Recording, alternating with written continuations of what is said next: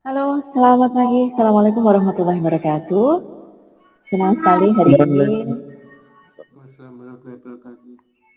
Baik, terima kasih. Senang sekali hari ini 17 Juli 2021, saya Asyanid Esanti bisa membersamai teman-teman semua masih dalam pelatihan soft skill yang kami berikan dari Kampus Yuda Bangsa Wonogiri untuk calon mahasiswa baru.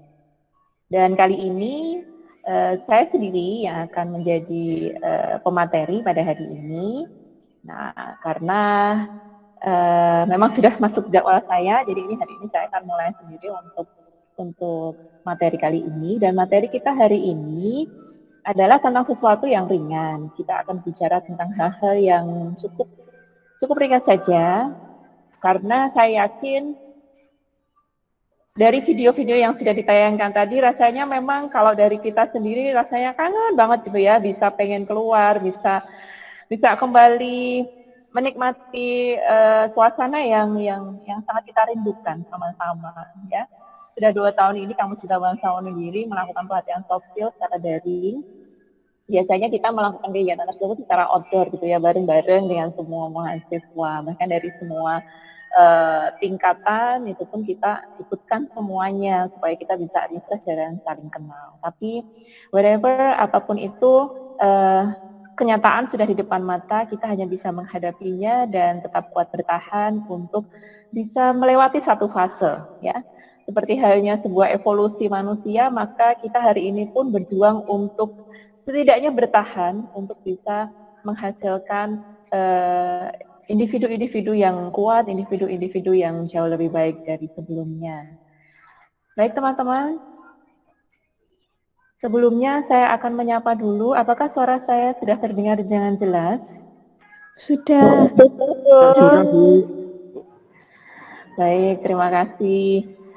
Semuanya masih semangat tentunya? Sudah sarapan atau belum pagi ini? Belum, Bu. Belum, Bu.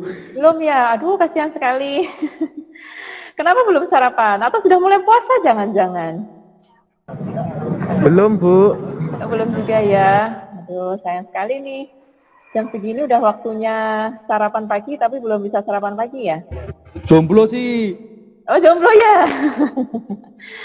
Oh, katanya karena kejombloannya jadi nggak sarapan. Justru kalau kita jomblo ya sendiri itu harus lebih kuat. Kenapa? Karena kita harus menguatkan diri sendiri untuk tetap bertahan. Jadi jangan sampai kita terganggu oleh itu ya. Baik.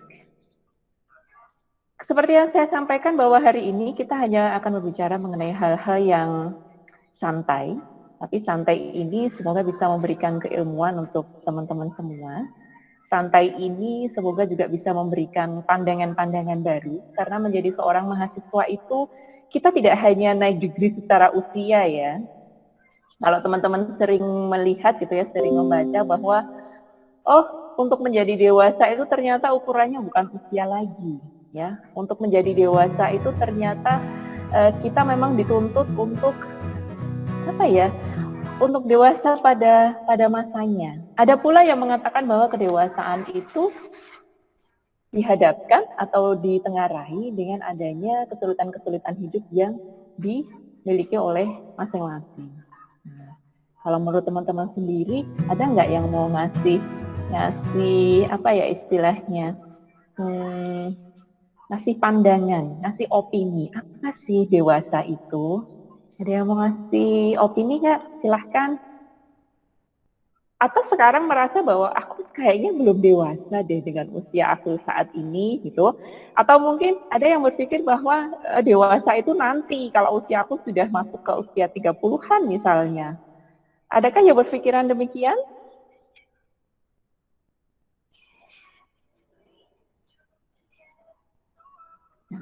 Banyak sekali orang-orang yang berpikir bahwa oh ya, kedewasaan itu selalu berkaitan dengan usia. Tetapi seiring berjalannya waktu, kedewasaan itu tidak ditentukan oleh usia saja. Tentang bagaimana kita bersikap, tentang bagaimana kita bertutur kata, tentang bagaimana kita bisa menghadapi permasalahan-permasalahan yang hinggap dalam hidup kita. Nah itulah penanganan atau mungkin pertumbuhan dan perkembangan dewasa ini mulai berproses dalam diri kita masing-masing. Dan hari ini kita akan berbicara mengenai bicara itu ada seninya. Kenapa bicara menjadi salah satu materi gitu dalam pelatihan soft skill? Karena berkomunikasi dalam hal ini ya, bicara berkomunikasi itu masuk ke dalam salah satu poin di SKKNI yang merupakan sebuah kompetensi. Ya, berbicara itu adalah sebuah kompetensi. Dan saya yakin Anda pasti berpikir bahwa kenapa berbicara itu menjadi sebuah kompetensi, kenapa itu menjadi sebuah nilai gitu ya, sebuah nilai dalam pelatihan soft skill ini. Karena bisa dikatakan bahwa manusia yang lahir secara normal, hidup secara berkelompok, kemudian hidup dengan populasi-populasi tertentu, pasti mereka punya salah satu caranya untuk berkomunikasi dengan satu dengan yang lain, itu adalah salah satunya adalah berbicara. Nah, dalam berbicara ini tentunya kita juga harus melihat seperti apa sebenarnya berbicara yang diharapkan atau berbicara yang menjadi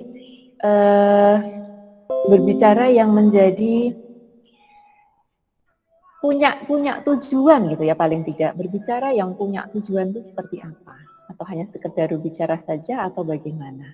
Oke.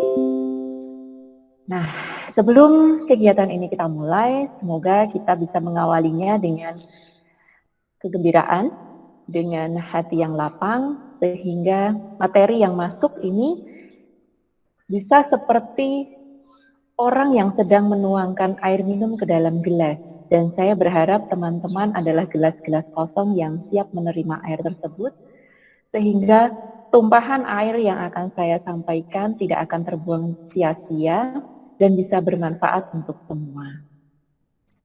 Nah, materi kita tentang mengaplikasikan keterampilan komunikasi itu pun masuk ke dalam seperti yang saya sampaikan tadi, SKKNI. SKKNI itu adalah standar kompetensi nasional khususnya di Dinas Tenaga Kerja, Kementerian Tenaga Kerja Indonesia dalam poin ADM PK 010101. Nah, sebelum kegiatan ini kita mulai, saya akan memberikan rules-nya terlebih dahulu. Karena di sini saya melihat hanya beberapa video saja yang dinyalakan. Untuk itu saya ingin teman-teman bersiap saja ketika nanti saya minta untuk membuka videonya, tetap stay on cam sehingga kegiatan ini dapat berlangsung dengan baik. Dan apabila memang ada kebutuhan yang harus dilakukan, di antaranya misalnya tadi yang saya sampaikan, ada yang belum sarapan dan harus sarapan, ada yang waktunya minum kopi dan harus minum kopi, ada yang harus ke toilet dan seterusnya, mohon untuk kamera di-off-kan terlebih dahulu, kemudian bisa melakukan kegiatan tersebut. Dan lagi untuk teman-teman yang mungkin saat ini sedang bekerja sambil mendengar suara saya mohon untuk switch mobile phone off or to silent. Ya, yang artinya bahwa hilangkan dulu suara-suara yang mungkin akan mengganggu proses penyampaian materi kita pada siang hari ini. Seperti itu.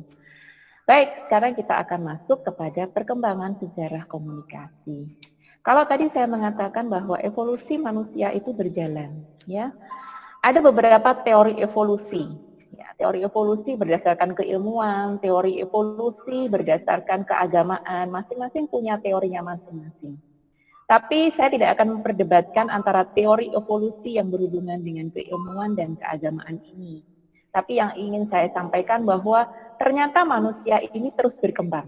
Ternyata manusia ini terus bertumbuh dan ternyata dengan pertumbuhan manusia, dengan populasinya yang semakin banyak, itu akan menghadapkan permasalahan-permasalahan baru. Atau bisa dikatakan bahwa permasalahan-permasalahan inilah yang membuat ataupun melatar belakangi munculnya teknologi-teknologi yang saat ini sudah kita rasakan, sudah bisa kita manfaatkan bersama-sama. Perkembangan sejarah komunikasi berlangsung sekian lama, ya, mulai dari beberapa peradaban.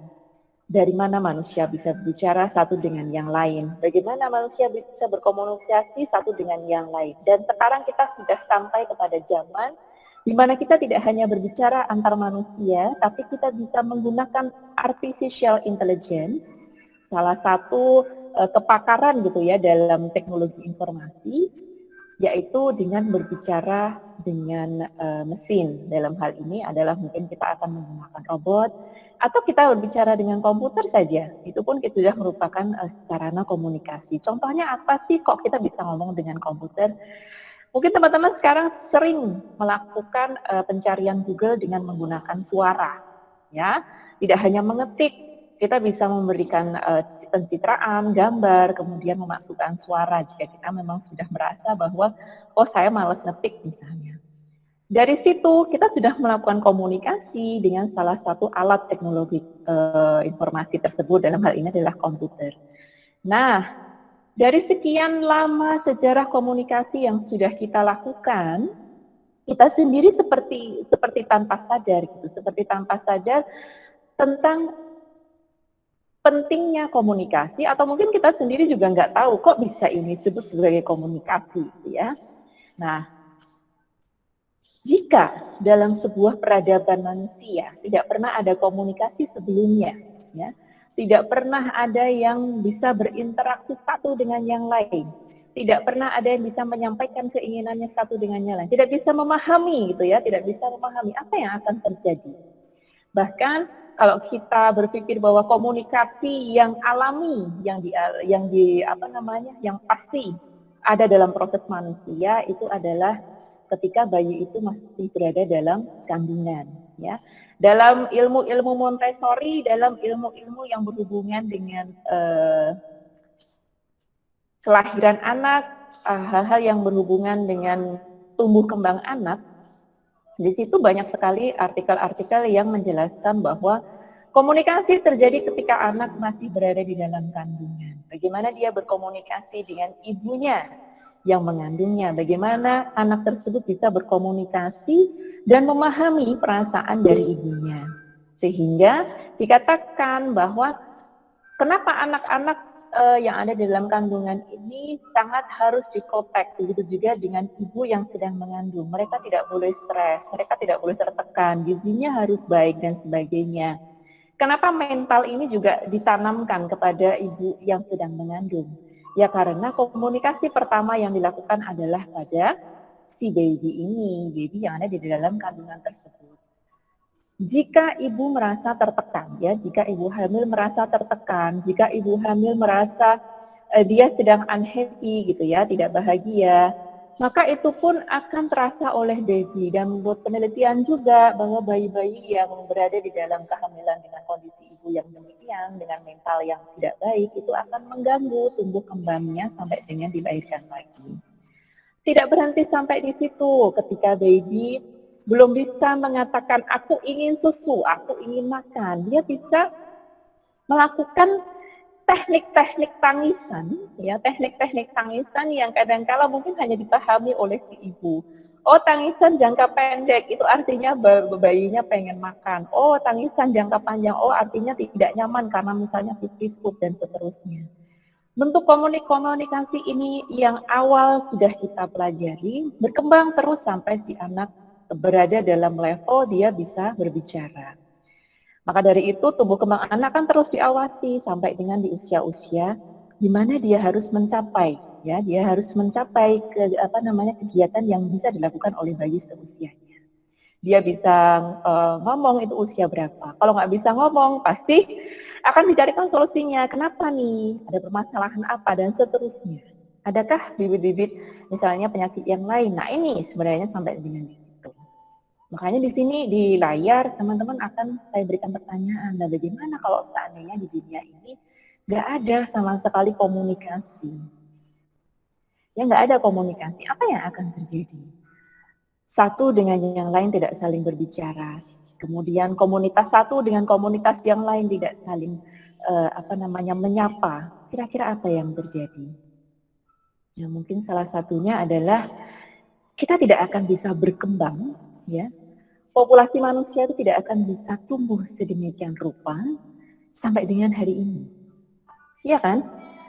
Contoh kecil saja saya memberikan salah satu contoh yang membuat manusia itu bisa berkembang adalah dengan melakukan salah satunya adalah bereproduksi. Nah, bereproduksi ini sekarang kita sudah berada di zaman milenial, yang mana orang menikah tidak hanya melihat pada bibit bobot bebeknya, tetapi juga bisa lebih luas lagi dari itu. Dia bisa menikah dengan orang-orang yang ada di luar negeri, dia bisa menikah dengan suku apapun, dia bisa menikah dengan orang yang memang sebelumnya mungkin tidak pernah ada dalam bayangan kita gitu ya. Nah dari situ pun sebenarnya sudah terjalin yang namanya komunikasi awal. Bagaimana dia berkomunikasi, kemudian menumbuhkan perasaan untuk bisa sampai ke jenjang pernikahan. Contohnya satu itu. Yang kedua, ketika kita akan melakukan riset, ketika kita akan istilahnya menemukan sesuatu hal yang kita gunakan kebermanfaatan lah sampai dengan hari ini, tentunya itu adalah asas hasil karya pikir manusia yang tidak bisa dilakukan sendiri. Artinya dia butuh berkelompok, dia butuh membentuk manajemen gitu ya, untuk menentukan tentang apa yang menjadi hasil pikirnya tersebut. Mencetuskan tersebut, ide-idenya tersebut ke dalam hal-hal yang lebih bermanfaat lagi, yang bisa digunakan oleh orang banyak, misalnya seperti itu. Nah, jadi banyak sekali hal-hal yang menurut kita adalah sejarah perkembangan manusia itu ternyata sangat bisa dijadikan sebagai faktor gitu ya, salah satu faktor utama yang memberikan alasan gitu ya, alasan ketika manusia itu bisa berkembang sampai sedemikian hingga sampai dengan hari ini. Gitu. Nah, lalu apa sih sebenarnya komunikasi itu? Kita berpikir bahwa komunikasi itu ya yang penting kita ngomong, kayak saya seperti ini, saya ngomong seperti ini sudah dianggap sebagai komunikasi. Kemudian orang berbicara bersama orang lain sudah dianggap dengan komunikasi. Tapi apakah benar komunikasi itu adalah hal-hal yang demikian?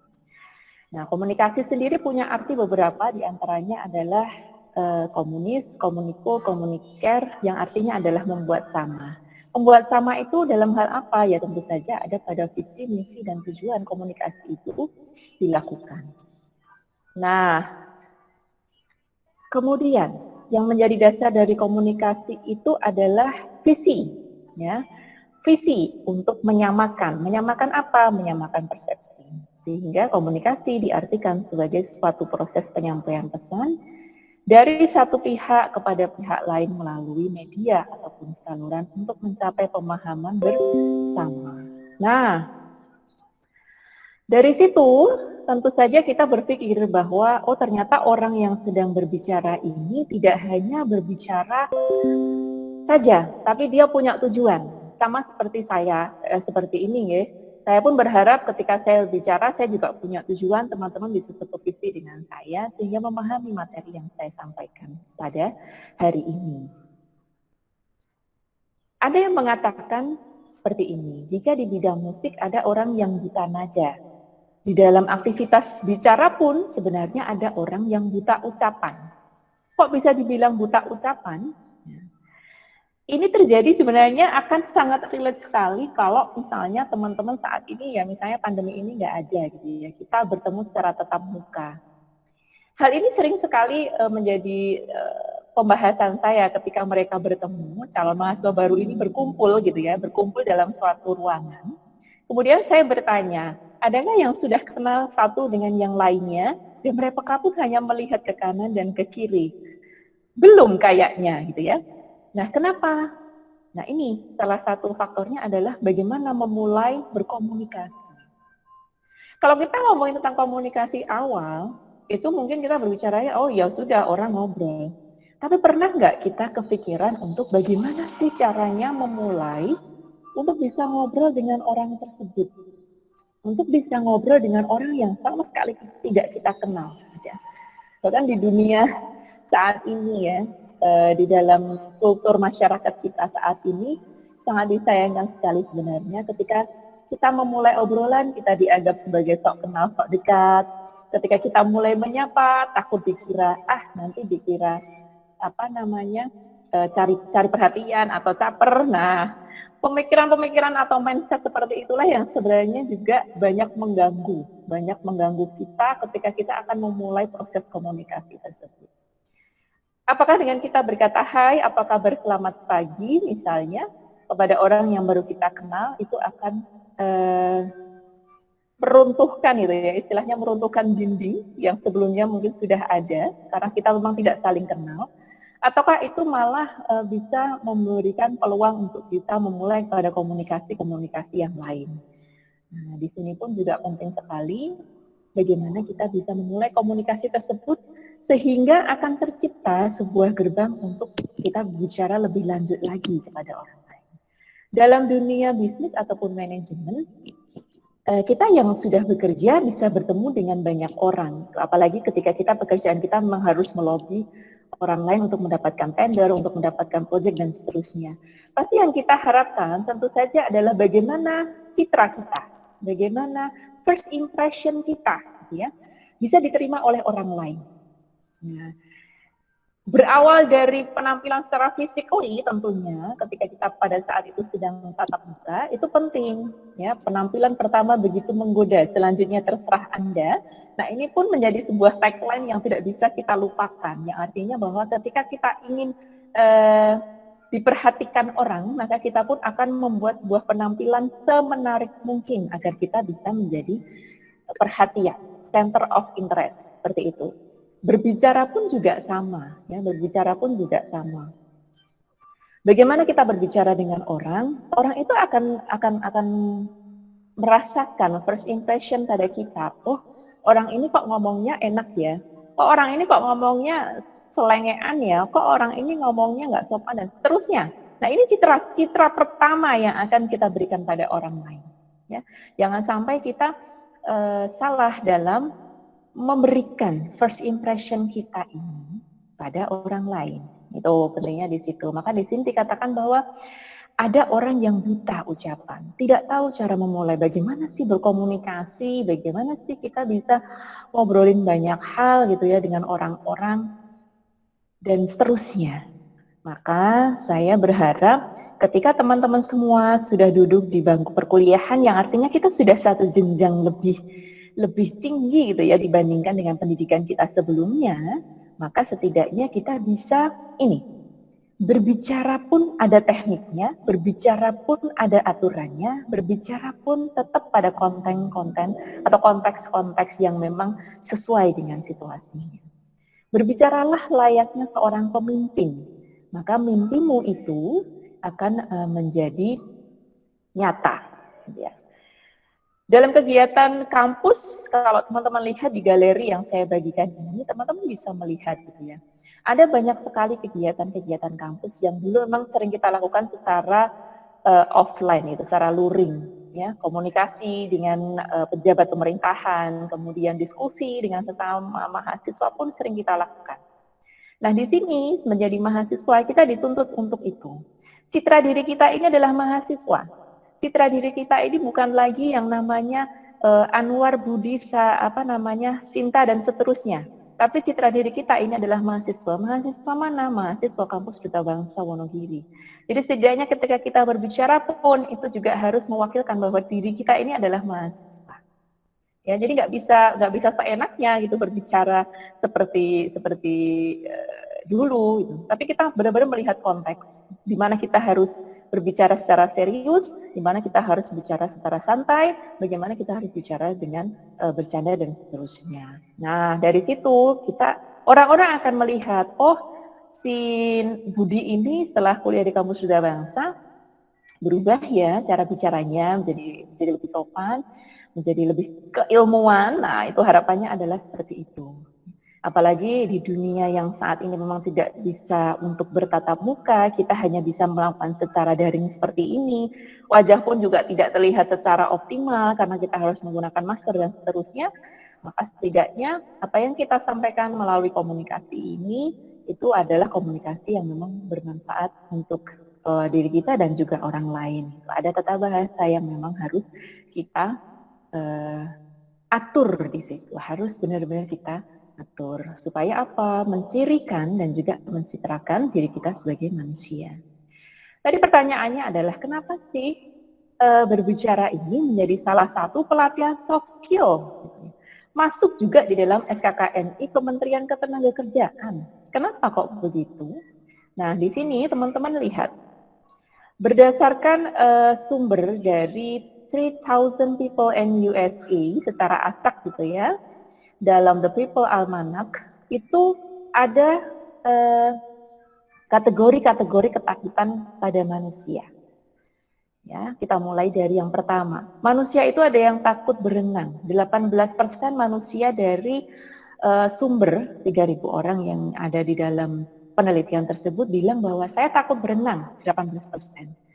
19% sampai dengan 19, sekian mereka takut dengan adanya kematian dan wabah.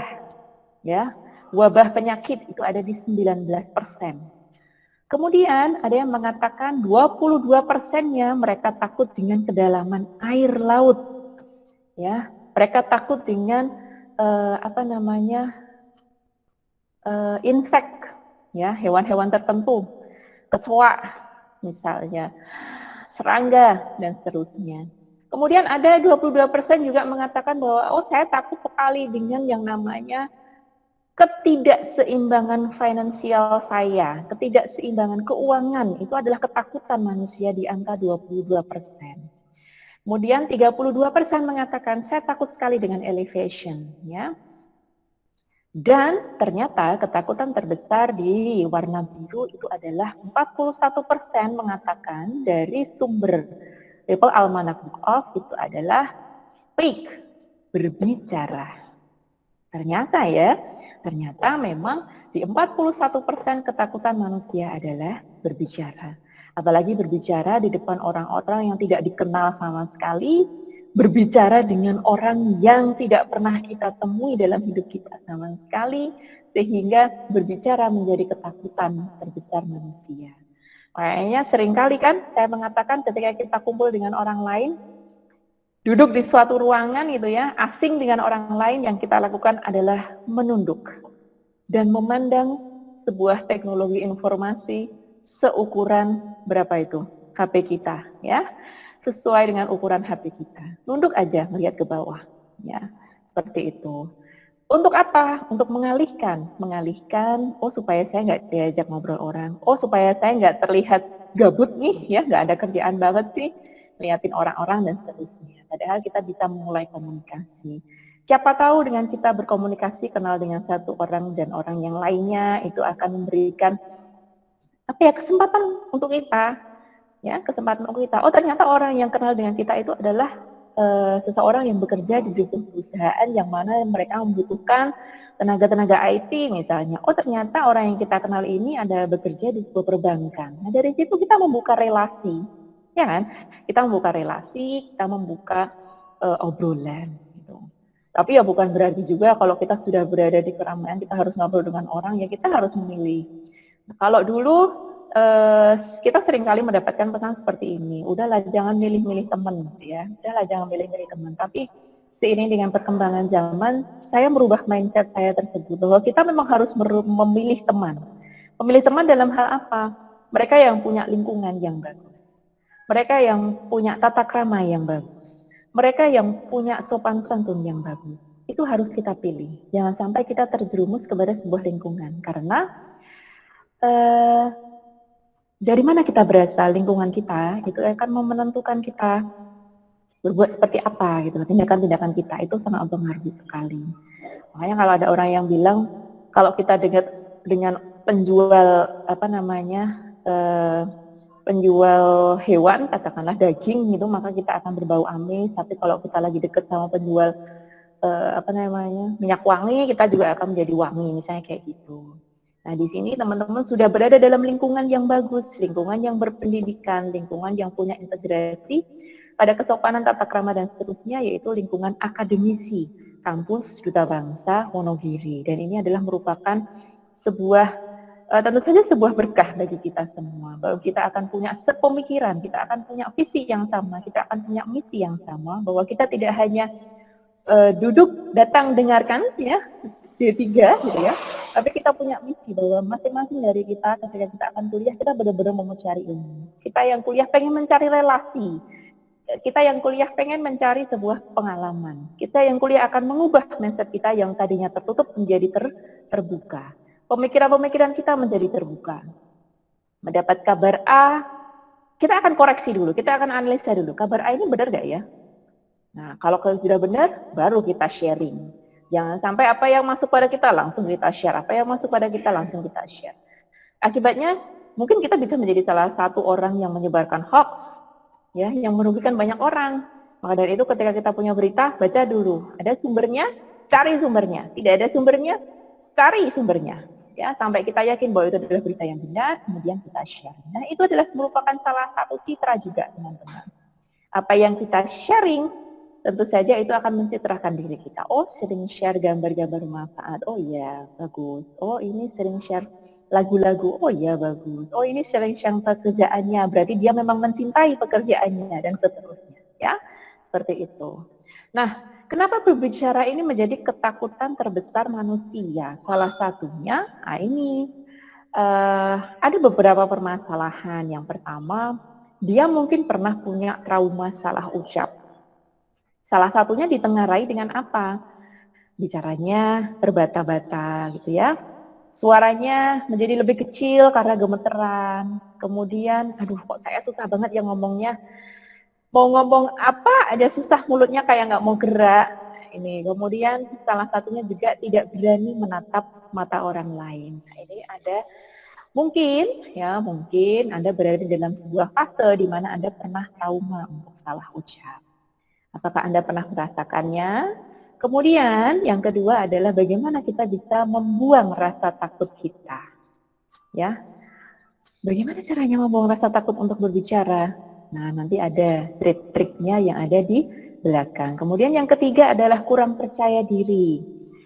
Penyebab takut bicara salah satunya juga kurang percaya diri. Merasa bahwa dirinya punya kekurangan. Merasa bahwa dirinya, kok saya nggak sebanding ya dengan orang tersebut. Merasa dirinya, udah pokoknya kalau menilai diri sendiri itu udah buruk aja ya rasanya. Saya pengen tanya deh sama teman-teman, pernah nggak dalam satu hari aja selama hidup Anda melihat ke kaca setiap pagi dan berkata, wah kamu ganteng sekali hari ini, wah kamu cantik sekali hari ini, wah rambut kamu hari ini luar biasa berkilau, wah hari ini mata kamu indah. Pernah nggak kita ngomong ke diri sendiri, merasa thankful gitu ya, merasa berterima kasih sepenuhnya pada diri sendiri? Sebagai salah satu cara untuk meningkatkan rasa percaya diri itu, pernah nggak kita melakukannya? Yang ada kalau kita sudah lihat kaca gitu ya, mungkin ya, aduh kok jerawat saya nambah ya di bagian atas. Aduh kenapa sih mata saya sama mata kiri dan kanan saya kenapa nggak sama? Kenapa sih ini bibirnya nggak tipis? Kenapa sih ini ya? Kita selalu mencari-cari kelemahan dalam diri kita masing-masing gitu ya. Kenapa kita selalu menyalahkan diri kita? Padahal kita ini adalah makhluk Tuhan yang paling sempurna. Ya, pernahkah kita merasa berterima kasih? Terima kasih untuk raga yang kuat ya. Terima kasih untuk badan yang sehat sampai dengan hari ini. Terima kasih untuk kaki yang luar biasa bisa melangkah sampai dengan jenjang ini. Pernahkah kita merasa berterima kasih? Dengan kita berterima kasih pada diri kita, dengan kita berterima kasih dan mengucap syukur atas apa yang kita miliki, itu akan menumbuhkan rasa percaya diri kita. At least kita tidak membandingkan dengan orang lain yang mungkin tidak punya mata. At least.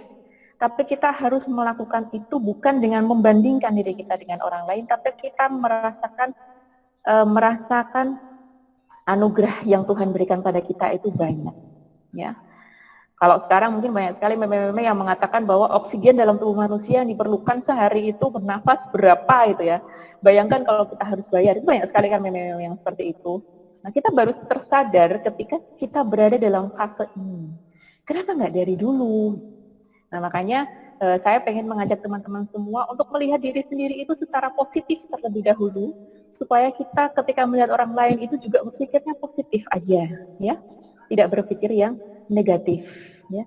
Kalau dalam diri kita sudah kita tumbuhkan rasa positif, rasa thankful itu tadi, berterima kasih pada diri sendiri, merasa cukup dengan apa yang kita miliki, maka setidaknya percaya diri itu akan tumbuh dengan sendirinya. Kalau kita merasa bahwa, tapi kan saya masih kurang ini, tapi kan saya kecil imut, nggak yang tinggi langsing, tapi kan saya kan kurus, nggak yang gemuk dan seterusnya. Mau berapa lama gitu ya? Mau berapa lama kita membandingkan diri kita dengan orang lain? Ya, setiap orang itu punya porsinya masing-masing. Porsi Anda adalah ini. Yang bisa kita lakukan adalah berterima kasih atas porsi kita hari ini dan terus mengembangkan diri. Ya, mengembangkan diri itu dengan tujuan. Tujuannya adalah tentu saja menjadi orang yang jauh lebih baik daripada kemarin, menjadi yang jauh lebih baik lagi dari hari ini, dan seterusnya. Hanya itu yang bisa kita lakukan. Jadi, kalau kita berpikir bahwa, aduh saya malu nih mau ngomong, kenapa? Malu. Malunya kenapa? Itu coba kita tanya pada diri kita masing-masing, mulai malam ini saja kita tanya, kenapa sih kita nggak bisa ngomong sama orang lain? Kenapa sih kalau kita ngomong sama orang lain tuh harus nunduk? Kenapa kita nggak bisa menatap mata orang lain? Kenapa sih kita selalu gemeteran kalau ketemu sama orang baru? Mungkin kita punya permasalahan-permasalahan yang selama ini masih kita pendam, belum kita rilis ya, sehingga kita merasa itu menjadi sebuah beban ketika kita akan bicara dengan orang lain. Ya, tuh. Next, apa yang bisa menjadikan diri kita memiliki keberanian untuk berbicara? Ya, keberanian untuk berbicara itu dimulai dari menghindari merendahkan kapasitas diri saat memperkenalkan diri. Tidak boleh, ya, tidak boleh menghindari. Ya, ada banyak sekali orang-orang yang mengatakan demikian. Mohon maaf ya, karena saya kurang bisa berbicara pada hari ini, karena memang tidak bisa terbiasa berbicara, misalnya seperti itu. Nah, itu adalah sebuah opening yang sudah kita jatuhkan pada diri kita sendiri, sehingga kita menjadi lebih rendah daripada orang lain. Sehingga secara tidak sadar kita membunuh otak kita untuk, hey, percaya dirinya harus down, misalnya kayak gitu. Nggak bisa seperti itu. Maka, hindarilah merendahkan kapasitas diri saat memperkenalkan diri. Saya seringkali bertemu dengan orang-orang yang saya temui. Halo, dengan Mbak misalnya ya, Mbak Susi misalnya. Mbak Susi, apa kabar? Baik. Mbak Susi, kerja di mana? Ah, Bu, saya cuma karyawan buruh, Bu. Nah, dari kata saya cuma karyawan buruh, itu artinya dia sudah merendahkan kapasitas diri loh. Dia sudah merasa bahwa dia berada lebih rendah dari orang lain loh. Ya, karena apa? Tidak ada rasa thankful tadi, tidak ada rasa bersyukur. Oh, saya karyawan. Sudah cukup ketika Anda mengatakan bahwa di mana Anda bekerja, saya karyawan. Jangan ada kata cuma, ya. Karena semua yang kita miliki sampai dengan detik ini itu adalah sebuah anugerah. Anda punya pekerjaan dan apapun pekerjaan Anda hari ini itu adalah anugerah, ya. Kalau saya tadi mengatakan bahwa tidak boleh ada perbandingan dengan orang lain, Anda harus merasa bahwa Anda jauh lebih istimewa. Bisa kuliah sambil bekerja, bisa sehat sampai dengan hari ini, bisa punya kesempatan untuk bisa bergabung dalam pelatihan soft skill ini, dibandingkan mungkin teman-teman Anda yang saat ini masih sibuk mengatur manajemen waktu mereka yang masih belum klop dengan kita misalnya. Nah, ini kan merupakan sebuah anugerah. Kemudian yang kedua, kita bisa, kalau misalnya memang ketakutan itu sudah menghantui kita, gemeternya sampai pengen pingsan rasanya ya, berbicara di depan orang ini, kita bisa mengibaratkan orang yang sedang kita ajak bicara itu sebagai karikatur pendengar. Bisa ya kayak gitu? Ya, salah satu caranya iya seperti itu. Misal kita disuruh untuk presentasi di depan gitu ya, di depan semua orang, ratusan orang. Gugup pasti ada, ya. Saya sendiri pun kalau harus bicara di depan orang banyak sampai dengan detik ini, saya pasti punya rasa gugup gitu ya. Saya masih punya rasa takut salah ngomong, saya masih punya rasa itu. Tapi saya lawan dengan beberapa trik, diantaranya adalah membuat karikatur pendengar. Pendengar kita itu kita ibaratkan sebagai orang-orang yang kartun-kartun yang kita sukai lah, atau objek-objek yang kita sukai. Kalau kita lagi suka bunga, anggaplah mereka bunga-bunga yang sedang Anda ajak bicara. Ya, setidaknya itu bisa merilis kepanikan dan juga ketakutan ketika harus memulai untuk berbicara. Kemudian yang ketiga, mempelajari konten dengan baik. Nah, Berbicara pun juga harus belajar, ya. Tidak semua orang terlahir langsung bisa bicara, gitu ya. Bayi lahir langsung bilang selamat pagi dok, gitu ya. Dokternya takut kali ya. Semua orang perlu yang namanya belajar, memilih kata, ya, memilih kata. Kita lagi bicara dengan siapa sih? Ya, lihat audiens kita. Kita sudah bicara dengan orang tua, maka kita harus menggunakan tata bahasa yang bagaimana. Kita bicara dengan teman kita harus menggunakan tata bicara yang seperti apa. Nah, saat ini pun ketika Anda sudah masuk ke dalam dunia akademisi, pasti akan bertemu dengan orang-orang baru, bertemu dengan dosen, bertemu dengan pihak-pihak sivitas akademisi. Bagaimana Anda bicara? Ini kayaknya Mbak yang itu seumuran deh kayak saya, seperti saya ngomongnya biasa aja dan seterusnya. Nah, kita nggak bisa seperti itu, tetap harus menggunakan koridor-koridor etika yang sesuai ketika kita harus bicara dengan orang lain. Seperti itu. Supaya apa? Menumbuhkan citra itu tadi ya, citra yang baik ketika kita akan berkenalan dengan orang lain. Jadi belajar untuk memilih kata, belajar untuk bisa melihat audiens kita. Mungkin teman-teman yang saat ini sudah bekerja sambil kuliah, dia punya dia punya populasi yang luas, dia punya koneksi dan relasi yang cukup luas. Dari mulai tingkatan usia tertentu itu pasti mereka secara tidak langsung mereka sudah terlatih.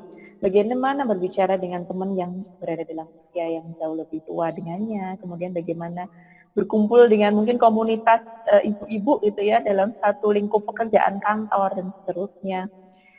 Ada triknya masing-masing. Dan di situ kita belajar, oh begini toh caranya. Nah, ini mempelajari konten dengan baik pun itu juga harus kita berikan. Kemudian yang keempat adalah mengucapkan mantra dengan penuh keyakinan. Loh, ada mantranya ya ternyata. Loh, ada ininya ya ternyata. Apa namanya? Ada rumusnya ternyata. Masing-masing dari kita punya mantranya. Masing-masing ya.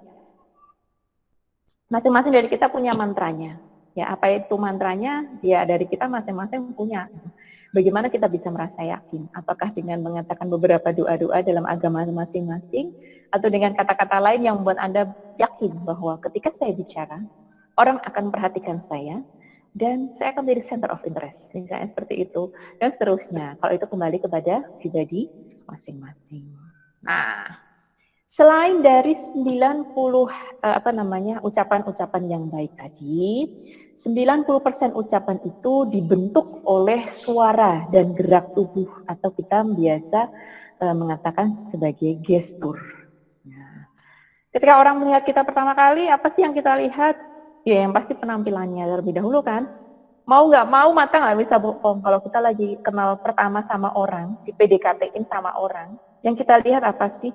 Kita kan nggak mungkin lihat, oh ini orangnya baik hati, oh ini orangnya lemah lembut, oh ini orangnya sabar. Kita nggak bisa lihat itu.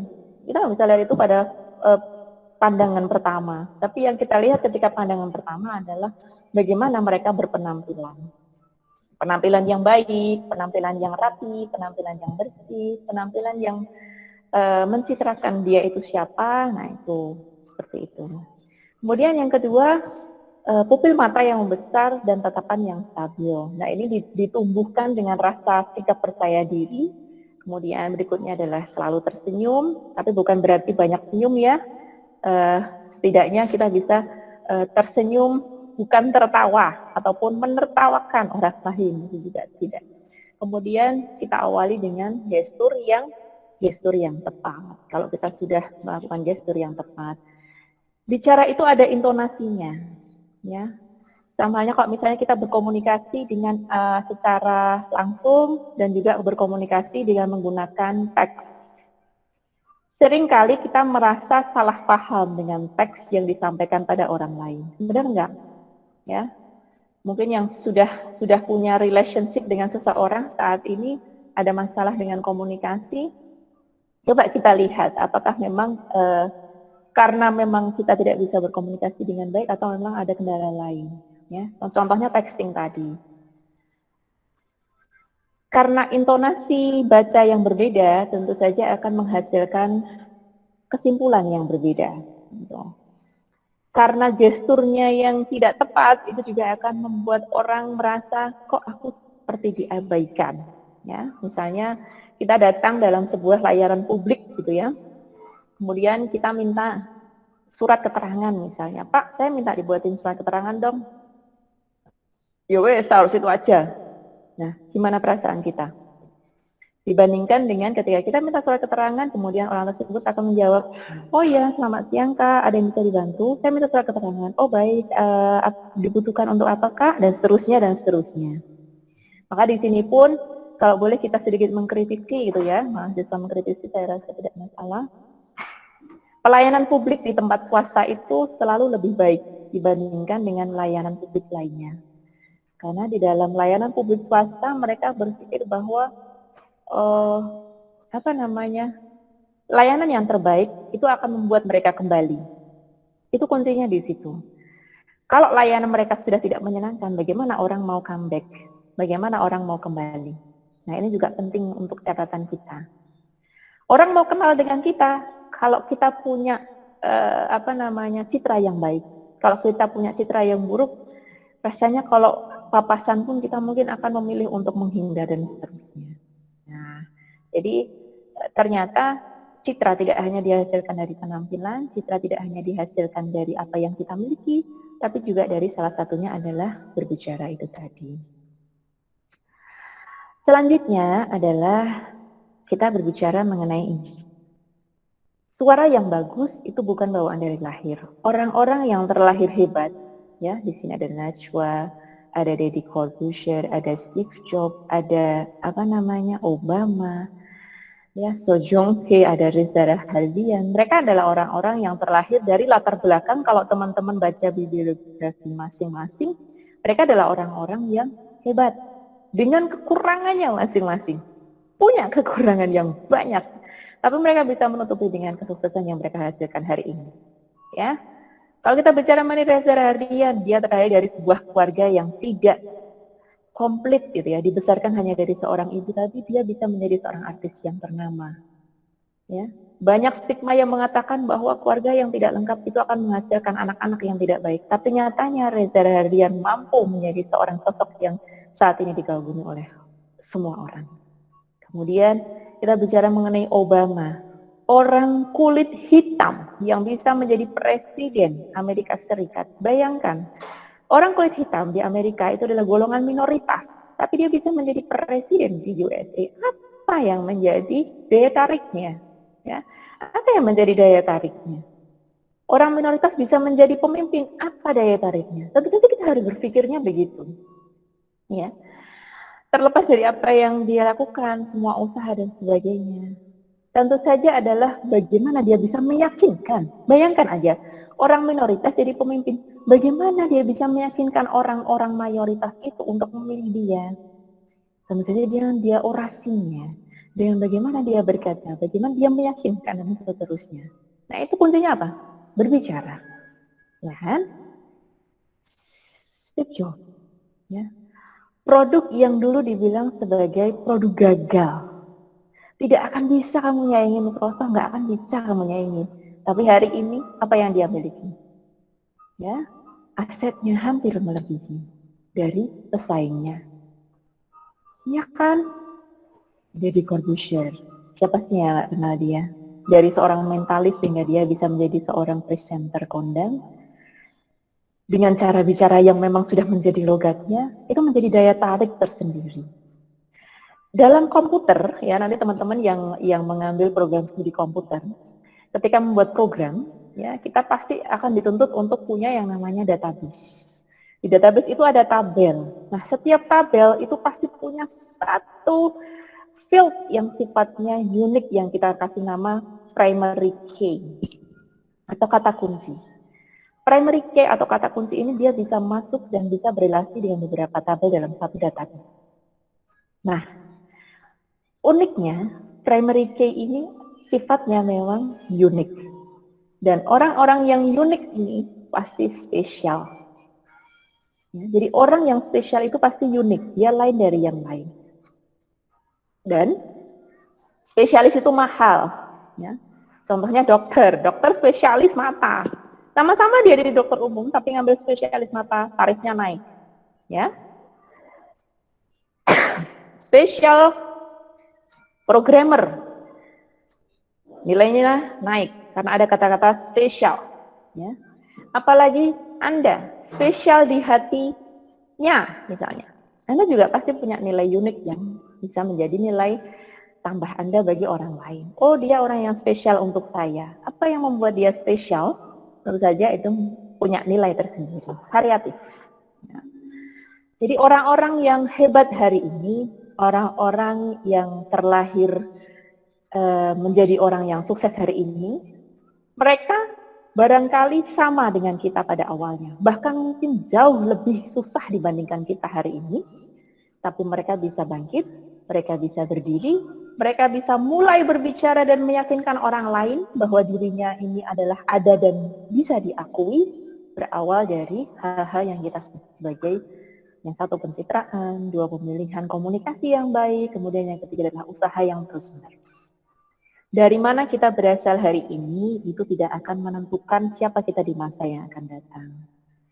Mungkin hari ini ada teman-teman dari kita yang bergabung di Kampus Duta Bangsa yang bekerja sambil kuliah pada sebuah perusahaan tertentu dengan posisi yang mungkin masih berada di low manager.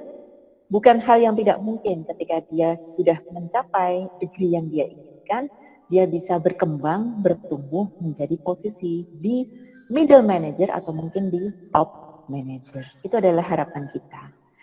Tapi kalau kita tidak mau bertumbuh, kita tidak mau berkembang, ya, maka kita hanya akan menjadi orang yang sama setiap hari. Tapi kalau kita mau bertumbuh, kita mau berkembang, ya kita bisa tetap menjadi sebuah gambaran-gambaran orang-orang yang bisa berarti, gitu ya. Jadi nggak usah, istilahnya kalau orang Jawa itu nggak usah merino. Merino itu membandingkan dirinya dengan orang lain. Iyo, lah dia deket sama bosnya, maka saya dianak tirikan dan seterusnya. Oh iyo, dia karena begini, maka saya begini. Nggak usah kayak gitu. Tapi tampilkan saja potensi diri Anda itu apa. Anda itu bisa apa? Ya sudah, tampilkan saja seperti itu. Ya, jangan berharap untuk kita dikasihani dengan hal-hal yang tidak kita miliki, gitu ya.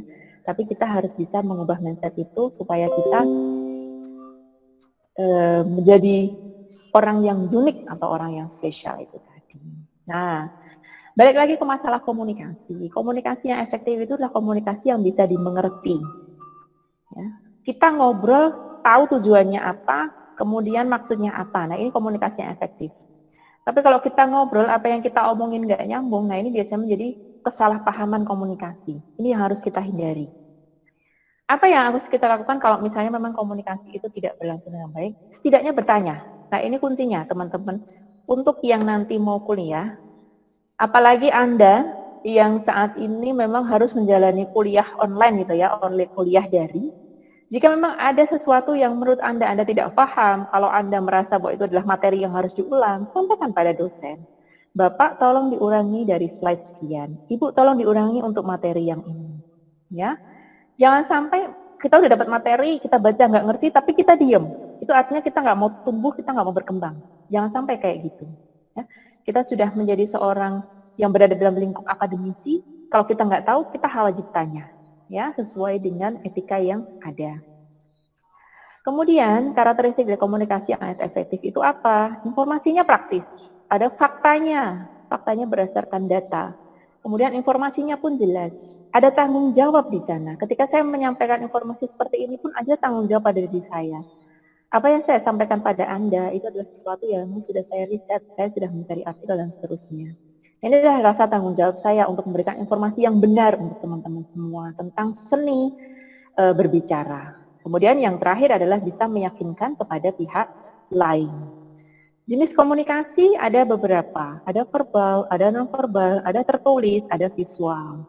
Nah, banyak dari teman-teman kita yang mengeluh, kenapa sih pembelajaran harus daring? Saya tuh nggak bisa kalau belajarnya daring, saya tuh harus tatap muka dan seterusnya. Nah ini, permasalahannya sebenarnya di mana? Diadaptasi saja. Karena apa yang disampaikan dosen pada saat Anda luring, itu sebenarnya sama ketika dosen itu mengajar dengan cara daring. Nah, adaptasi saja dengan kegiatan-kegiatan yang disampaikan. Sehingga apa? sehingga kita bisa menangkap. Kalaupun dari komunikasi yang kita buat sebagai dua arah ataupun satu arah ini tidak berlangsung atau tidak bisa Anda pahami, maka Anda akan tetap mendapatkan hak untuk bertanya, Anda akan mendapatkan hak untuk menerima penjelasan dari materi yang tidak bisa disampaikan. Seperti itu, jadi jangan khawatir, kok saya nggak ngerti ya. Kalau Anda merasa bahwa, pekewoh nih mau tanya dosennya begini-begini, nah berarti ini ada masalah nih pada komunikasi. Ini ada masalah nih pada seni komunikasinya. Seperti itu ya, jadi jangan khawatir. Cukup sampaikan saja pada dosen tersebut. Ya. Kendala-kendala dalam komunikasi itu apa sih? Ya, dari pengirim dan juga penerima itu kadangkala tidak adanya umpan balik. Terus dijawab ngomong kok ranyauri, gitu ya. Nah ini berarti kan nggak ada umpan balik nih, kita ngomong sendiri. Kemudian ada penyimpangan persepsi. Karena kesalahpahaman, pemahamannya berbeda, ada penyimpangan persepsi. Mohon maaf kalau mungkin saya mengatakan bahwa orang-orang yang mempunyai tingkat pendidikan yang lebih rendah, itu akan punya pemahaman persepsi yang berbeda terhadap orang-orang yang memang punya pendidikan yang jauh lebih tinggi. Makanya saya selalu mengingatkan pada teman-teman, ayo tingkatkan keahlian, ayo tingkatkan pendidikan, ya salah satunya adalah supaya kita bisa membuka mindset kita sehingga persepsi kita pun akan lebih luas di situ. Kemudian mungkin karena saluran komunikasinya yang buruk. Karena daring lagi ngadain video meeting, taunya sinyalnya, bandwidth-nya turun misalnya. Nah ini juga komunikasinya bisa menjadi buruk. Perbedaan status, perbedaan budaya itu juga salah satunya bisa menjadi kendala. Sensisi pakai bahasa Jawa, yang satunya pakai bahasa Minang misalnya, nggak nyambung kan? Nggak ngerti artinya, nah akhirnya komunikasinya nggak jalan. Ya. Komunikasi yang tidak jalan, tidak sejalan, tidak sepemahaman, itu menimbulkan permasalahan. Ya. Kalau ditanya sudah makan, maka jawabannya adalah sudah atau belum. Bukan sudah makan, lemeh mangan opo, rena opo-opo. Itu namanya mempertanyakan hal yang sudah ditanyakan. Ya, mempertanyakan hal yang sudah ditanyakan. Sudah minum, jawabannya adalah sudah atau belum. Bukan jawabannya adalah meh minum opo yo enae. Nah, itu namanya mempertanyakan kembali pertanyaan yang sudah ditanyakan. Makanya kalau misalnya lagi di jalan sama teman relationship-nya dicari, yuk makan yuk makan apa ya enaknya? Apa ya? Terserah. Nah ini jawabannya sudah nggak nyambung. Ya. Ketika Anda ditanya makan apa ya enaknya, maka sebutkan salah satu objek makanan, bukan terserah.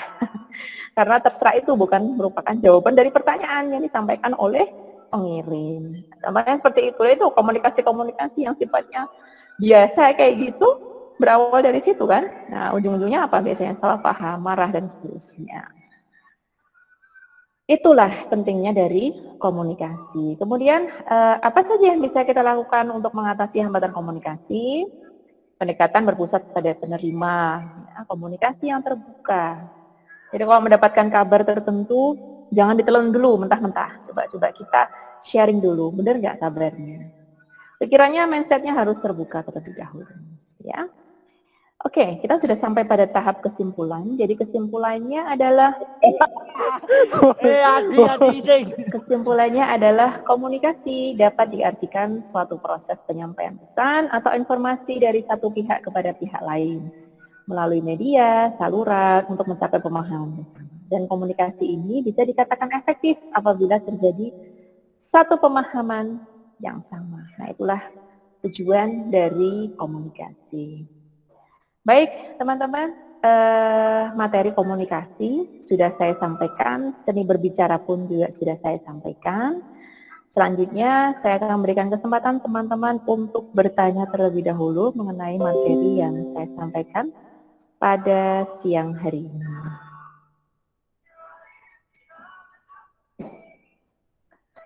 Sambil menyampaikan pertanyaan, Anda juga bisa menyampaikan presensi yang sudah disampaikan hari ini melalui kolom chat. Ya, jangan lupa untuk presensi hari ini melalui kolom chat. Dan pertanyaan-pertanyaan yang ingin disampaikan pun juga boleh disampaikan pada kolom chat ataupun mungkin bisa berbicara secara langsung.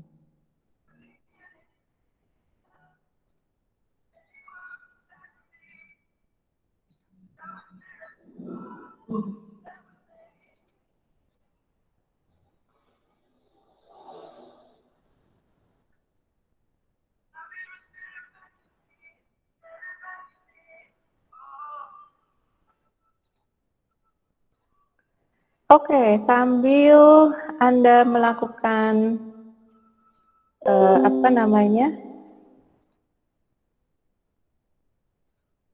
presensi, gitu ya.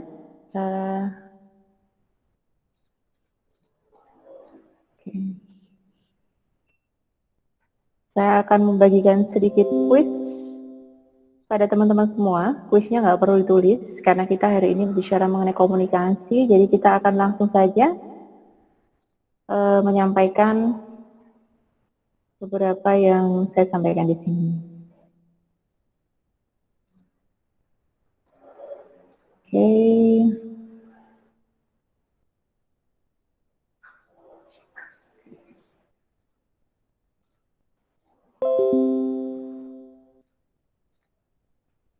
Oke. Mari kita coba berbicara pada siang hari ini. Let's try. Nah, let's try ini apa? Saya punya 4 kotak gambar. Teman-teman akan saya minta untuk berbicara mengenai isi dari gambar tersebut. Berbicara emang apa saja, bebas, ya, bebas. Bebas sepengetahuan Anda saja. Nah, pada kesempatan yang pertama ini saya persilahkan untuk siapa saja mau mencoba. Ya, sebelum mencoba, saya mungkin akan mencontohkan satu dulu. Nah, gambar yang pertama adalah pohon. Nah, misalnya seperti ini. Pohon. Kita berbicara bebas saja ya. Pohon. Pohon adalah salah satu makhluk hidup ciptaan Tuhan, di mana kita bisa menikmati setiap oksigen yang dihasilkan, dan juga pohon berfungsi untuk menjadi salah satu penopang kehidupan manusia dalam pembuatan rumah, dalam pembuatan kertas, dan seterusnya. Nah, itu contohnya. Jadi saya akan memberikan satu tema, dan teman-teman akan saya minta untuk berbicara mengenai tema tersebut. Untuk yang nomor 2, saya minta untuk partisipan kita menyampaikan tema yang kedua. Kira-kira ada yang mau mencoba? Atau mungkin saya harus tunjuk dulu? Saya minta tolong Mas Admin untuk dibukakan mic-nya punya Mbak Sularni.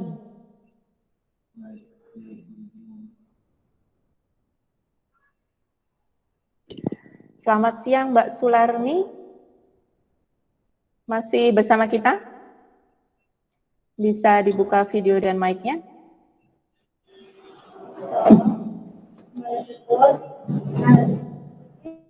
Selamat siang Mbak Sularni. Bisa dibuka mic-nya? Ya. Bisa mic-nya diarahkan ke mukanya? Kamera depan? Supaya teman-teman yang lain juga bisa saling mengenal profil masing-masing. Oke. Mbak Sularni, saya minta untuk berbicara, gitu ya. Berbicara tentang gambar yang akan saya buka. Siap Mbak Sularni? Mic-nya bisa dibuka dulu? Jangan di siap. Ya, oke, siap. Mari kita dengarkan volunteer kita yang pertama dari Mbak Sularni tentang profil gambar yang akan saya buka ini. Waktu berbicaranya nggak usah lama-lama ya, sesuai dengan apa yang ada dalam bayangan Anda saja. Silahkan.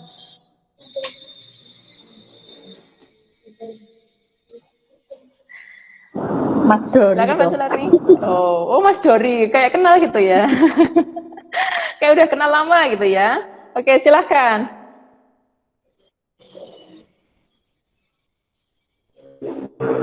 Apa ya? Silahkan. Apa saja yang Anda ketahui tentang Mas Dori ini? Anda boleh bercerita, Anda boleh menyampaikan fakta, atau mungkin hal lain yang mungkin Anda suka dari Mas Dori ini. Silahkan. Silahkan. Boleh siapa aja. Debat ini. Mbak Sularni? Halo, Mbak Sularni? Oke, kita mulai ya. 3, 2, 1, silahkan. Langit datang mempunyai suara emas ya. Lagunya yang dan dia dari suami dari pendangdut terkenal juga. Sudah Mbak, saja. Terima kasih.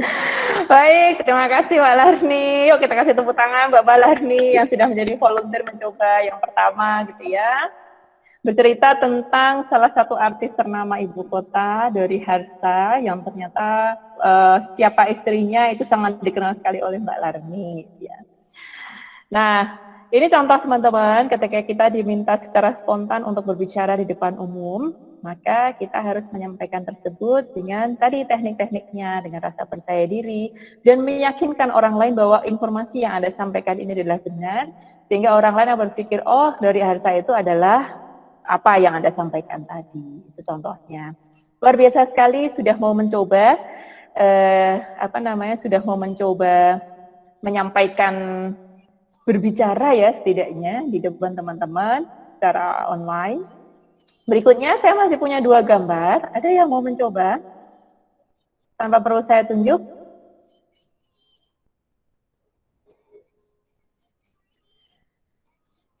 Kalau tidak, saya akan kembali lagi melihat anggota dari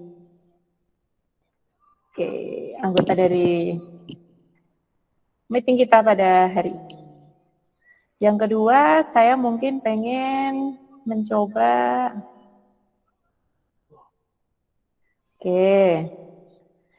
Mas Lutfi Prakoso, adakah di sana? Ya, Bu. Mas Lutfi. Oke, Mas Lutfi. Saya minta untuk menceritakan gambar kedua, bisa? Bisa, Bu. Oke, baik. Mas Lutfi bisa on cam? Bisa, Bu. Oke, minta tolong on cam terlebih dahulu sebelum saya membuka gambar. Baik, terima kasih Mas Lutfi. Ya. Ya. Kalau begini kan kelihatan nih mahasiswa kita siapa aja. Baik, gambar ketiga akan saya buka untuk Mas Lutfi. Silakan Anda beropini dan berpendapat mengenai gambar berikut ini. 3, 2, 1. Salah satu tokoh kartun, Bu. Namanya Shinchan. Yang ceritanya itu di keluarga kecil mempunyai adik Himawari. Dan bapaknya lupa ya. Ibunya juga lupa. Udah, gitu aja. Oke, terima kasih. Ada yang nggak kenal ya dengan tokoh ini? Ada yang nggak tahu dengan tokoh ini? Benar sekali, ini adalah tokoh lahir 2007. Ini adalah tokoh Shinchan yang mungkin sangat terkenal sekali pada zamannya. Benar sekali yang punya keluarga kecil, adanya Himawari. Nah, ini dia sudah menceritakan tokoh ini, gitu ya. Oke, contoh ketiga sudah. Berikutnya adalah yang terakhir, volunteer. Ada yang mau mencoba?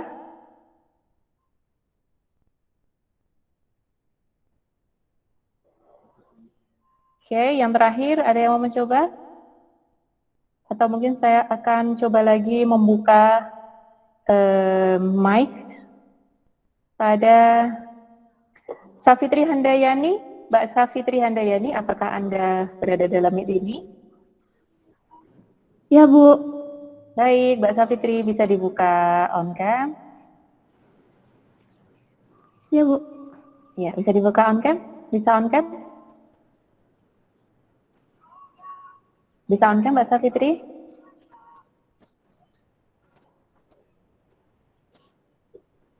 Halo Mbak Safitri.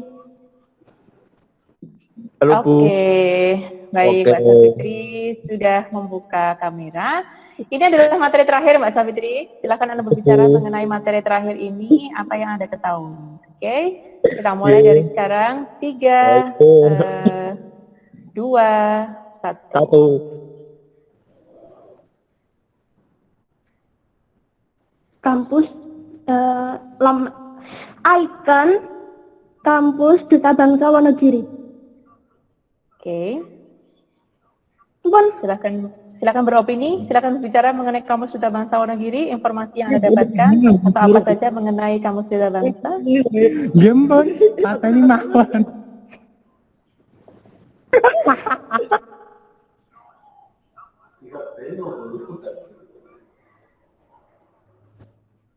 Halo Mbak Safitri. Masih kontak dengan Mbak Safitri? Masih Bu. Masih. Apa yang Anda ketahui tentang Kamus Duta Bangsa? Kampus Duta Bangsa adalah kampus yang berada di Wonogiri, yang cabangnya dari Surakarta. Cukup itu? Yang ada banyak jurusannya. Oke. Baik, terima kasih Mbak Safitri atas partisipasinya. Nah, ini teman-teman kita yang sudah belajar bicara ya, ada Mbak Larni, kemudian ada Mas Lutfi, ada Mbak Safitri, semuanya sudah belajar bicara di depan umum melalui media daring pada siang hari ini. Semoga latihan-latihan berikutnya bisa dilakukan secara kontinu, sampai dengan pada saatnya Anda sudah memasuki gerbang perkuliahan, sudah ngisi KRS, nanti teman-teman akan terbiasa untuk bicara, dan bisa saling berkomunikasi satu dengan yang lain, baik itu melalui teman satu tingkat ataupun dengan kakak tingkat Anda yang berada di kampus Duta Bangsa Wonogiri. Dan akhir kata pada pertemuan di hari ini, saya Ashanti Esanti mengucapkan terima kasih atas partisipasinya. Terima kasih untuk kesediaan Anda mengikuti pelatihan soft skill di hari sekian. Dan kita akan bertemu lagi dengan 2 materi terakhir di minggu ke-4 dan 5 di bulan Juli 2021. Saya dan segenap panitia mohon maaf apabila ada salah kata. Selamat melanjutkan aktivitas Anda pada siang hari ini. Sampai jumpa dan wassalamualaikum warahmatullahi wabarakatuh. Waalaikumsalam warahmatullahi wabarakatuh.